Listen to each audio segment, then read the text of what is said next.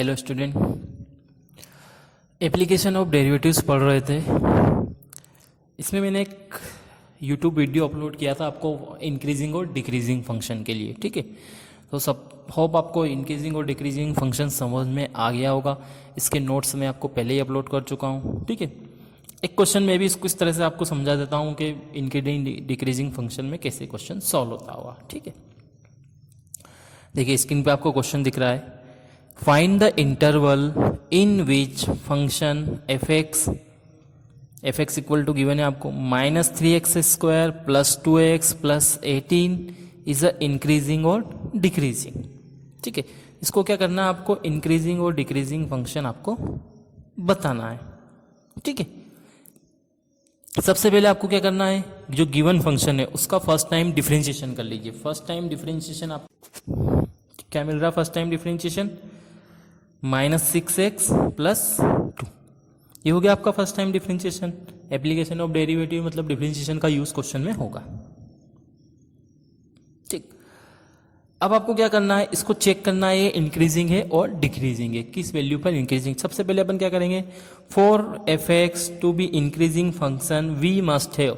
ठीक है, इसके लिए क्या होगा, इंक्रीजिंग फंक्शन के लिए क्या होना चाहिए, f(x) is greater than 0। f(x) की जो वैल्यू है वो आपको ग्रेटर देन 0 मिलना चाहिए। ठीक है, देख लेते हैं, f(x) की वैल्यू पुट कर दीजिए, -6x + 2 ग्रेटर देन 0। ठीक है, -6 को RHS में ले जाइए, +6 हो जाएगा, तो 2 ग्रेटर देन 6x, या 6 को अपॉन में ले आइए तो ये मिलेगा 1/3 इज ग्रेटर देन x। मतलब x की वैल्यू क्या मिल रही है, 1/3 इज ग्रेटर देन। ठीक, मतलब 1/3 इज ग्रेटर देन x, या इसको सामने लिखे तो क्या लिखेंगे, x is less than 1/3, x is less than 1/3, मतलब x की जो भी वैल्यू 1/3 से कम है, x की जो भी वैल्यू 1/3 से छोटी है, उसके लिए आपका फंक्शन क्या हो जाएगा, इंक्रीजिंग फंक्शन हो जाएगा। 1/3 से छोटी मतलब इनफाइनाइट, माइनस इनफाइनाइट से लगा तो क्या हो जाएगा, the function f(x) is increasing function in the interval -∞ से 1/3 तक। 1/3 तक के पहले की जो भी वैल्यू रहेगी उसमें फंक्शन आपका इंक्रीजिंग रहेगा। ठीक है, अब अपन डिक्रीजिंग के लिए चेक कर लेते हैं। For f(x) to be a decreasing function we must have, अब ऐसे ही क्या करना आपको, f(x) क्या होना चाहिए, लेस देन 0 होना चाहिए डिक्रीजिंग के लिए, तो f(x) इज लेस देन 0, जो हो जाएगा -6x + 2 लेस देन 0, फिर वही कंडीशन बनेगी 2 इज लेस देन 6x, और ये हो जाएगा 2/6 इज लेस देन 6x, या 1/3 इज लेस देन x, या x इज ग्रेटर देन 0। अब x की ग्रेटर देन 1/3 से प्लस इनफाइनाइट तक जो भी वैल्यू रहेगी उसके लिए फंक्शन आपका डिक्रीजिंग रहेगा। Hence the function f(x) is decreasing function in interval 1/3 to infinity, मतलब 1/3 से इनफाइनाइट तक x की जो भी वैल्यू रहेगी उसमें फंक्शन क्या रहेगा, आपका डिक्रीजिंग फंक्शन रहेगा। ठीक है, तो ये इस तरह से फंक्शन आपको चेक करना है, किस वैल्यू पर इंक्रीजिंग रहेगा, किस वैल्यू पर डिक्रीजिंग रहेगा। ठीक है, एक क्वेश्चन और देख लीजिए। क्वेश्चन है आपका, find the interval in which function f(x) -2x³ -9x² -12x + 1 are strictly increasing और डिक्रीजिंग। स्ट्रिक्टली तो बस वो वर्ड यूज किया हुआ है, मतलब इंक्रीजिंग डिक्रीजिंग ही आपको बताना, जैसे अभी तक अपन सॉल्व करता है वैसे ही आपको सॉल्व करना है। ठीक है, फंक्शन ले लीजिए आप, f(x) आपको गिवन है -2x³ -9x² -12x + 1। ठीक है, d/dx ऑफ f(x) हो जाएगा आपका, डिफ्रेंशिएशन कर दीजिए, f(x) आपको मिलेगा -6x² -18x -12। ठीक है, अब यहाँ से सबसे पहले इसको अपन सॉल्व कर लेते हैं, जिससे स्क्वायर वाले में तो जल्दी सॉल्व हो गया था, यहाँ पर इसके फैक्टर करने के बाद आपको 2 वैल्यू मिलेगी। ठीक, 6 कॉमन आ रहा है, 6 कॉमन ले लीजिए तो मिलेगा आपको x² + 3x + 2, इसके फैक्टर करिए, x² + 2x + x + 2, -6 ब्रैकेट के बाहर रहेगा आपका, चल रहा है, x कॉमन ले लीजिए तो x + 2 मिलेगा, फिर +1 कॉमन ले लीजिए x + 2 मिलेगा, मतलब कुल मिला के इसके फैक्टर हो रहे हैं आपके, -6 ब्रैकेट के बाहर है x + 1 और x + 2। ठीक है, अब -6 तो न्यूमेरिकल वैल्यू इसकी अपने को ज़रूरत नहीं है, ठीक। यहाँ से अगर आप अब एक्स एफ डेस एक्स को अगर 0 करके एक्स की वैल्यू निकालते हैं तो आपको मिल रहा है -1 एंड -2, ठीक है। अभी तक आपको केवल x की एक वैल्यू मिलती थी सॉल्व करने पर, अब यहाँ पर आपको दो वैल्यूज मिलने गई। जैसे पिछला क्वेश्चन अपन ने देखा था तो वहाँ पर आपको x की एक वैल्यू मिल रही थी, अब यहाँ पर दो वैल्यू मिलेगी। दो वैल्यू को देखिए आप इसको अगर नंबर लाइन पे डिवाइड करेंगे इसको तो कहाँ से स्टार्ट होगा, -∞ से एक आपका बनेगा -2, फिर -2 से -1 और -1 से +∞। कितने इंटरवल बन रहे हैं, एक इंटरवल आपका बनेगा -∞ to -2, फिर -2 to -1 और -1 to ∞। मतलब आपको इसको 3 इंटरवल में चेक करना पड़ेगा। पहले तो आपका एक ही वैल्यू मिल रही थी, ठीक है, वही लिखा हुआ है the point -1 and -2 divide the real line into 3 disjoint interval, वही दिया है -∞, -2, -2, -1 एंड -1 to ∞, ठीक है। सबसे पहले अपन आते हैं -∞ 2 वाले इंटरवल पर, ठीक है। इन इंटरवल -∞ -2, इस इंटरवल में एफ डेस एक्स हमेशा आपको 0 या उससे लेस देन मिलेगा, ठीक है। कुछ भी वैल्यू आप रख के देख लीजिएगा, हमेशा 0 या उससे लेस देन मिल रहा है, ठीक है। लेस देन 0 है मतलब क्या हो जाएगा, फंक्शन क्या हो जाएगा, डिक्रीजिंग हो जाएगा। Hence F dash X is decreasing in -∞ -2। Second interval बात कर ले, इन इंटरवल -2 -1, -2 -1 की अब बात करेंगे तो इसमें आपको F dash x greater than 0 मिलेगा। मतलब हमेशा जब आप वैल्यू पुट करेंगे तो क्या मिलेगा, ग्रेटर देन 0 मिलेगा। ग्रेटर देन 0 तो क्या हो जाएगा, hence F dash X is increasing in -2 -1। Second term में क्या मिल गया आपको, वो इंक्रीजिंग हो गया। थर्ड इंटरवल में बात कर लेते हैं, इन इंटरवल -1 और इन्फाइनाइटी, -1 और इन्फाइनिटी की अगर आप बात करते हैं, ठीक है, तो इसमें क्या होगा, एफ डेक्स एक्स आपको लेस देन 0 मिलेगा, 0 से छोटा मिलेगा, तो क्या हो जाएगा, hence F x is decreasing in -1 infinite, ठीक है। तो क्या हो गया आपका फंक्शन इंक्रीजिंग किस में मिल रहा है, -2 -1 में, और डिक्रीजिंग किस में मिल रहा है आपको, -∞ -2 एंड -1 to ∞, ठीक है। तो इस तरह से भी आप चेक कर सकते हैं इंक्रीजिंग डिक्रीजिंग फंक्शन अगर आपको x की दो वैल्यू मिल रही है तो।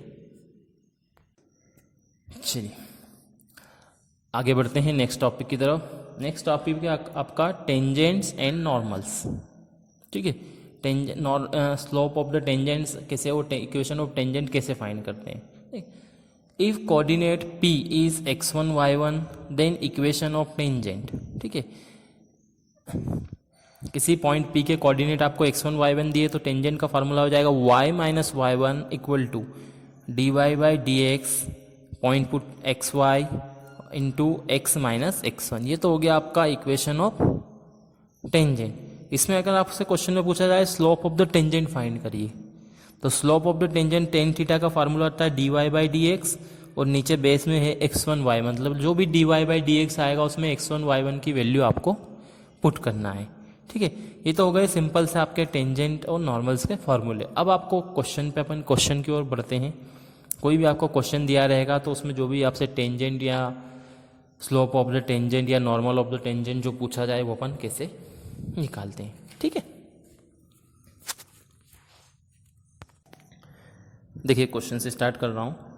Find the slope of the tangent to the curve y equal to X cube minus 3x plus 2 at point whose coordinate is 3, ठीक है।